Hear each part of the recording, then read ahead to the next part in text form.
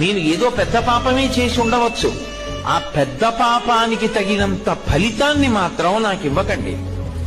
అంత పెద్ద అశుభవార్త నేను వినేటట్టుగా చేయకండి. దానివల్ల నేను తల్లడిల్లిపోయేటట్టుగా నన్ను మార్చకండి. జీవితాంతం ఏడవలసినంత పెద్ద పెద్ద శిక్షలు నాకు వెయ్యకండి. మరి నీ పాపం ఎలా పోతుంది? నన్ను అనుగ్రహించండి. నేను తప్పు చేశాను. ఎందుకు చేశాను? మీరున్నారని తెలియక చేశాను ఒకప్పుడు ఆ పాపం. ఇప్పుడు తెలుసుకున్నాను మీరున్నారని, కాబట్టి నేను చెయ్యను.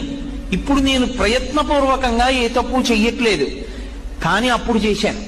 ఈశ్వర, మీరు నన్ను మన్నించి ఆ పాపము యొక్క ఫలితాన్ని ఇచ్చేటప్పుడు బహు తక్కువ చేసి ఇవ్వండి. నేను భరించగలిగేలా ఇవ్వండి తప్ప నేను భరించలేనంత దుఃఖాన్ని నాకు ఇవ్వకండి.